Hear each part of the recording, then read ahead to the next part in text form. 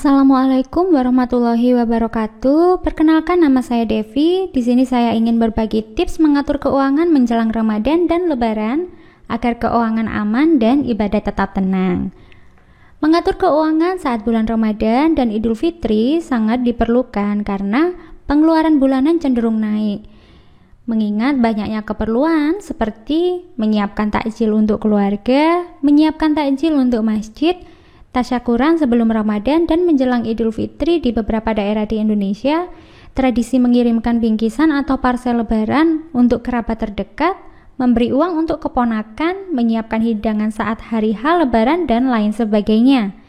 Nah, agar keuangan tetap terkontrol dan ibadah kita tenang, Anda bisa mencoba beberapa tips mengatur keuangan berikut ini untuk menghadapi bulan Ramadan dan Lebaran yang akan datang. Jadi tips yang pertama adalah dengan mulai menyusun anggaran keuangan atau budgeting. Jadi meskipun pemasukan untuk bulan Ramadan ini tuh belum turun dan belum mendapatkan THR, Anda bisa mulai menyusun anggaran keuangan dari sekarang. Tujuannya adalah agar Anda bisa tahu berapa uang yang dibutuhkan untuk bisa memenuhi keperluan di momen tersebut. Sehingga jika pemasukan ini diperkirakan tidak mencukupi semua kebutuhannya, Anda bisa menyesuaikan lagi item-item pengeluarannya agar bisa cukup. Caranya bisa dengan menghemat item pengeluaran yang lain atau dengan menambah pemasukan. Lantas apa saja yang perlu dimasukkan dalam anggaran keuangan? Nah, di sini ada dua yang perlu dimasukkan, yaitu kebutuhan rutin sebagaimana bulan-bulan sebelumnya yang meliputi kebutuhan untuk belanja bulanan seperti gula, minyak, perlengkapan mandi, alat kebersihan, dan lain sebagainya. Lalu kebutuhan untuk makan atau belanja makan, kemudian transportasi, listrik, uang saku anak, bayar sekolah, tagihan BPJS, WiFi, dan lain sebagainya. Nah, selain kebutuhan rutin bulanan, Anda perlu memasukkan kebutuhan momentum saat bulan Ramadan dan menjelang Lebaran seperti membayar zakat untuk satu keluarga, kemudian kebiasaan lainnya yang ada di lingkungan Anda setiap kali bulan Ramadan dan Lebaran. Jadi ini perlu dimasukkan ya. Misalnya di beberapa daerah itu ada tradisi untuk mengadakan syukuran menjelang Ramadan dan juga saat menjelang Idul Fitri.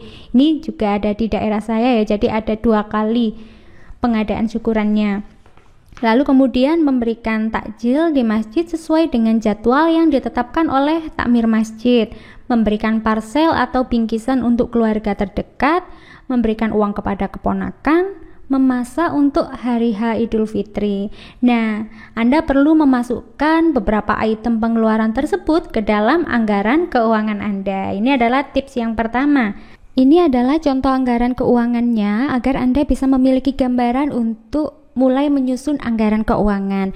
Nanti Anda bisa menambahkan item pengeluaran sesuai kondisi Anda dan juga bisa menyesuaikan kembali nominalnya. Di sini ada anggaran bulanan rutin. Anggaran ini dibuat dengan menggunakan kalkulator budgetingnya Mahir Finansial agar lebih cepat. Nah, tulisan yang berwarna merah ini adalah pengeluaran yang bisa disesuaikan lagi. Jadi nanti anggarannya bisa disesuaikan lagi, baik ditambah atau juga dikurangi. Misalnya belanja bulanan, ini bisa dikurangi. Jadi yang dibeli itu memang barang-barang yang dibutuhkan saja di bulan tersebut.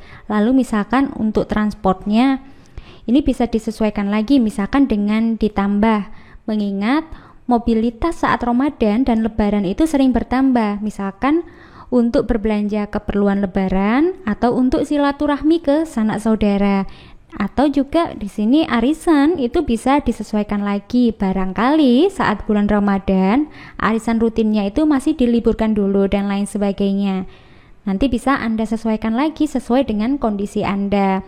Lalu di sini juga ada anggaran khusus di bulan April. Misalkan di sini untuk cicilan perbaikan rumah dan juga untuk memberikan kado ke teman. Jangan lupa juga untuk mulai menyusun anggaran di bulan Ramadannya. Di sini yang dimasukkan adalah anggaran rutin tahunan yang merupakan kewajiban seperti misalkan membayar zakat dan juga anggaran untuk hal-hal yang sudah menjadi kebiasaan di daerah Anda, misalkan membuat parsel atau nanti memberikan parsel ya atau bingkisan Lalu juga uang untuk keponakan, misalkan juga kalau misalnya ada megengan atau tasyakuran, ini bisa dimasukkan juga. Nanti dari anggaran yang sudah Anda buat ini, Anda akan bisa tahu berapa sih nominal yang dibutuhkan untuk momen Ramadan dan juga Lebaran. Misalkan dalam contoh ini, nominal yang dibutuhkan itu adalah 4,6 juta.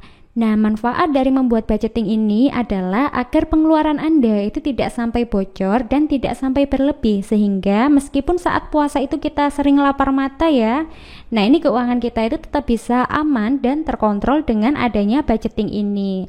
Budgeting ini dibuat agar kita itu tidak sampai loss pengeluarannya, sehingga ketika Anda mendapatkan pemasukan entah dari THR atau pemasukan lainnya yang jumlahnya itu melebihi anggaran yang sudah Anda susun, Anda akan bisa memiliki uang lebih untuk ditabung.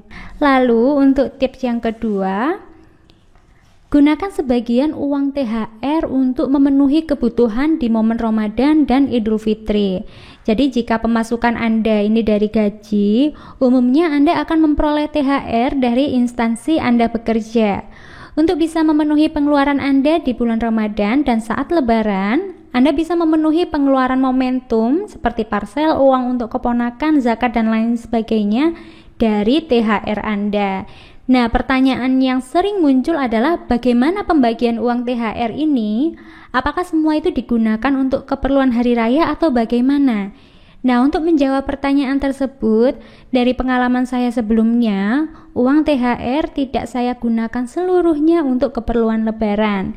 Dengan menyusun anggaran keuangan untuk kebutuhan Lebaran, ini saya bisa tahu berapa sih nominal yang saya butuhkan.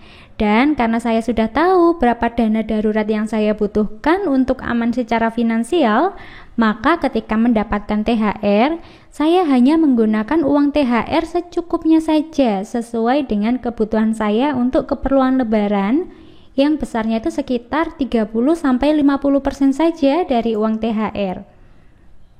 Jadi semisal THR yang didapatkan adalah 4 juta, permisalan saja ya ini, maka Anda bisa menggunakan 2 jutanya untuk keperluan Lebaran, jadi 50%-nya. Nah, apakah uang segitu cukup? Insya Allah cukup jika memang dipaksa cukup, karena memang ada kebutuhan lain yang butuh dipenuhi seperti dana darurat.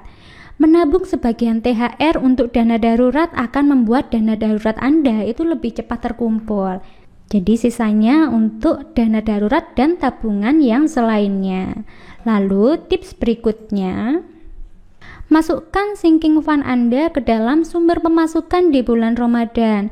Jadi bagi Anda yang pemasukannya dari usaha suami atau saat ini profesinya tidak memungkinkan untuk mendapatkan THR, yang bisa Anda lakukan selanjutnya selain membuat anggaran keuangan sebagaimana poin 1 sebelumnya adalah dengan memasukkan tabungan sinking fund yang sudah Anda kumpulkan dalam rangka memenuhi kebutuhan Lebaran dan Ramadan ke dalam salah satu sumber pemasukan agar kebutuhan Anda saat Ramadan dan Lebaran itu tercukupi. Lalu bagaimana jika saat ini tidak memiliki sinking fund? Solusinya adalah dengan mulai mengumpulkan sinking fund pasca Lebaran nanti agar saat Lebaran dan Ramadan di tahun berikutnya Anda memiliki dana yang cukup untuk memenuhi kebutuhan di momen tersebut. Dan solusi keuangan di Ramadan kali ini agar keuangannya tetap aman adalah dengan menyesuaikan lagi budget yang ada. Nanti saya jelaskan di poin berikutnya ya. Nah, ini jadi tips yang keempat, Anda perlu menyesuaikan lagi anggaran keuangan atau budget keperluan makan Anda. Untuk kebutuhan makan, buat anggaran yang sesuai dengan kondisi keuangan Anda. Karena saat Ramadan, ini kan pola makan berubah ya menjadi 2 kali sehari, yaitu untuk sahur dan juga untuk berbuka. Maka Anda bisa menyesuaikan lagi budget untuk makannya. Usahakan saat bulan Ramadan, budget untuk kebutuhan makan Anda itu tetap terkontrol. Caranya adalah dengan tetap konsisten dengan anggaran kebutuhan makan yang sudah Anda buat. Misalnya, jika anggaran untuk makan setiap harinya adalah 50.000 untuk satu keluarga. Ini contoh saja. Maka usahakan agar saat berbelanja atau membeli hidangan berbuka itu tidak melebihi nominal tersebut, tidak lebih dari 50.000 tadi. Konsisten dengan anggaran akan menghindarkan Anda untuk membeli makanan yang melebihi kebutuhan Anda. Mengingat saat puasa, dorongan untuk menyiapkan hidangan berbuka yang lebih mewah dari hari biasanya itu menjadi lebih besar.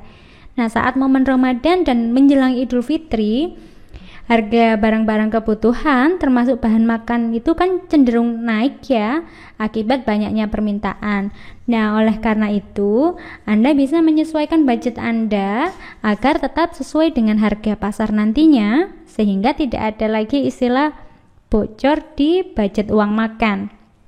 Meskipun Anda tidak tahu harga pastinya itu berapa, Anda bisa membuat perkiraan saja dan menaikkan sedikit budget dibandingkan biasanya untuk mengantisipasi kenaikan harga-harga barang ini.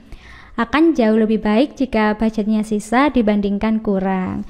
Namun jika budget yang saat ini dimiliki itu terbatas, membuat menu makan yang sederhana itu juga lebih baik. Mengingat Rasulullah SAW juga menyontohkan kesederhanaannya dalam sahur dan berbuka puasa. Dalam hadis Bukhari dan Muslim dikisahkan saat berpuasa menu sahur atau berbukanya Nabi SAW hanya itu saja. Jika ada makanan berlebih maka itu sangat jarang terjadi. Tidak ada perbedaan menu saat puasa ataupun tidak, saat Ramadan ataupun bulan lain. Jadi menu keluarga Rasulullah itu tidak pernah roti dalam 2 hari berturut-turut dan tidak pernah berkuah dalam 3 hari berturut-turut. Ummul Mukminin Aisyah lah yang mengabarkan tentang kesederhanaan tersebut dengan berkata, keluarga Muhammad tidak pernah merasakan kenyang karena makan roti gandum yang diberi idam, semacam kuah dalam 3 hari sampai ia bertemu dengan Allah Subhanahu wa Ta'ala. Nah, kesederhanaan dalam sahur dan berbuka juga sesuai dengan firman Allah Subhanahu wa Ta'ala dalam Al-Quran surat Al-A'raf ayat 21, yang artinya, dan makan dan minumlah kamu dan janganlah berlebih-lebihan. Sesungguhnya Allah tidak suka orang yang berlebih-lebihan. Semoga kita semua mendapatkan kemenangan dan manfaat sesungguhnya dalam ibadah puasa. Amin ya robbal alamin. Lalu tips yang berikutnya adalah mengutamakan pemenuhan yang prioritas agar keuangan itu tetap mencukupi.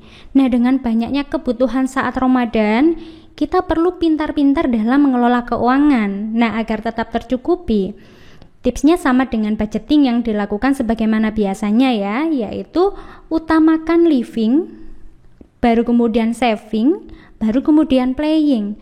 Nah, living ini seperti kebutuhan dasar hidup seperti untuk makan, pendidikan, listrik, serta kewajiban misalkan seperti membayar cicilan, BPJS, dan terutama kewajiban untuk menunaikan zakat. Jadi ini perlu dimasukkan ya, diprioritaskan.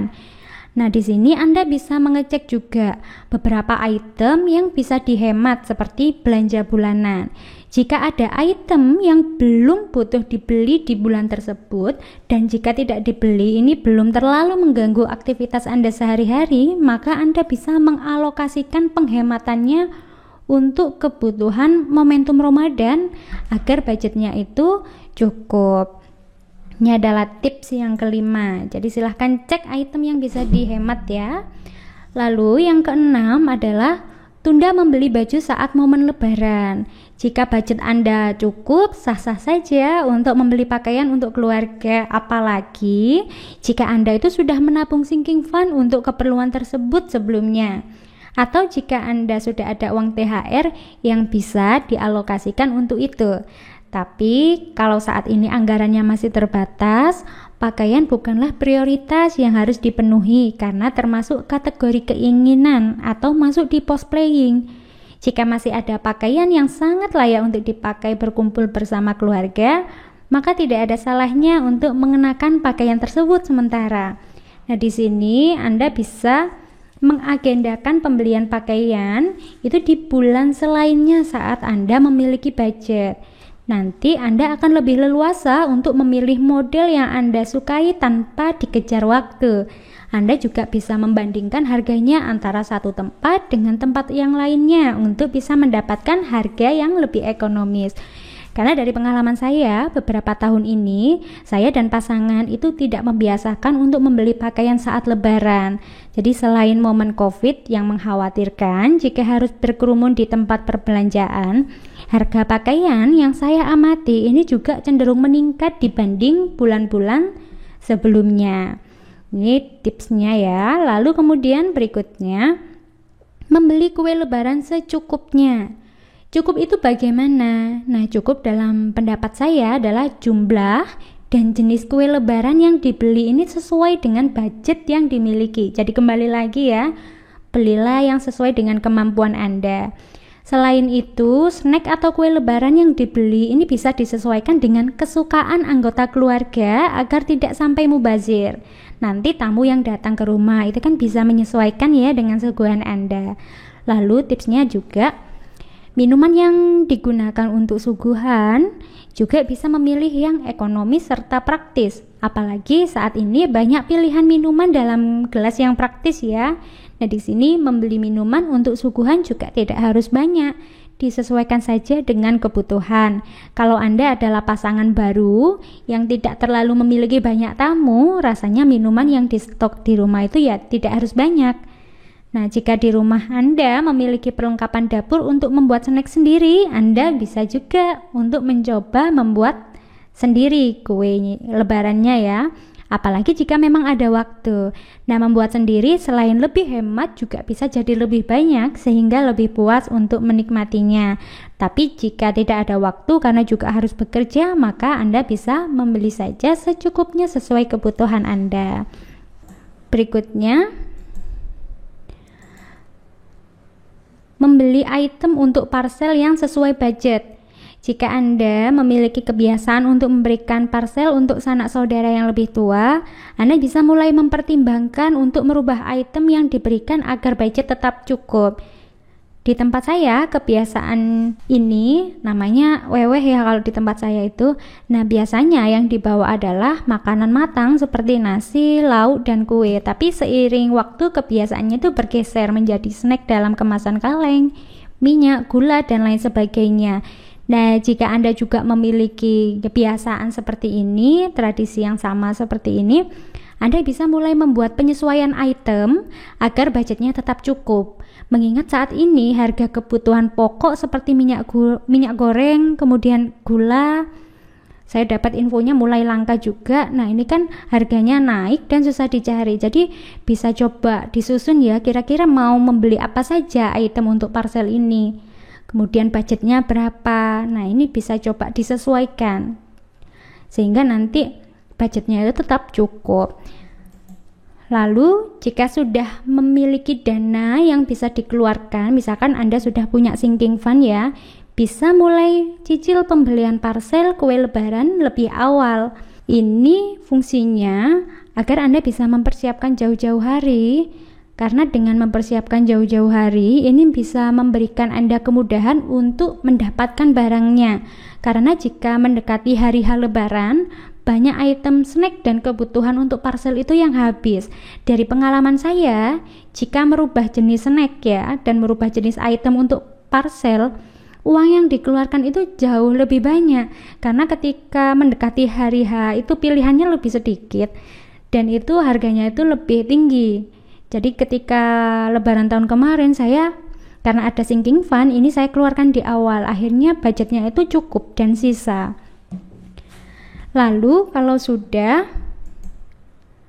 jangan lupa untuk mencatat pengeluaran saat Ramadan dan juga Lebaran, khususnya agar mengetahui pengeluaran yang sifatnya momentum.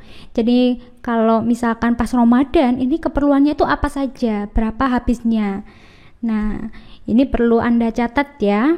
Lalu jangan lupa untuk menyimpan catatan tersebut dengan baik. Entah menyimpan catatan kertasnya atau menyimpan catatan dalam bentuk file ataupun juga dalam aplikasi tidak masalah. Terserah Anda nyamannya bagaimana. Nah, ini tujuannya adalah agar memudahkan dalam membuat sinking fund Ramadan atau untuk membuat budget Ramadan di tahun berikutnya. Melihat catatan tahun sebelumnya ini kan sangat memudahkan ya dibandingkan harus mengingat-ingat pengeluaran yang sudah terjadi setahun yang lalu. Ini adalah contoh anggaran keuangan yang sudah ditulis di Printable Mahir Finansial agar Anda bisa melihat budget yang sudah Anda susun sehingga tidak lupa dan pengeluaran bulanan nantinya sesuai dengan anggaran Anda. Sedangkan untuk menghitungnya, Anda bisa memanfaatkan kalkulator budgeting seperti ini. Di sini Anda bisa menyesuaikan lagi item-item pengeluaran Anda sampai hasil yang ada di sini itu tulisannya pas. Jadi di sini tulisannya itu pas ya, dengan cara menyesuaikan lagi nominalnya. Di bagian yang berwarna hijau ini bisa Anda klik untuk disesuaikan lagi sampai hasil yang ada di sini itu pas. Karena kalau pas itu berarti anggaran yang sudah Anda susun itu sesuai dengan jumlah pemasukannya. Sedangkan jika yang ada di bawah ini itu hasilnya minus, berarti Anda butuh menambah pemasukan atau menghemat beberapa item pengeluaran agar hasilnya menjadi pas. Nah, dari beberapa penjelasan saya tadi, mungkin ada yang masih belum tahu apa itu post saving, living, playing, dan apa itu tabungan sinking fund serta bagaimana cara menabung sinking fund. Nah, Anda bisa bergabung dengan kami di kelas Mahir Finansial karena Anda bisa mempelajari lebih dalam tentang mengatur keuangan dengan gaji atau pemasukan bulanan, harian, bahkan yang tidak tetap sehingga Anda bisa menabung secara rutin.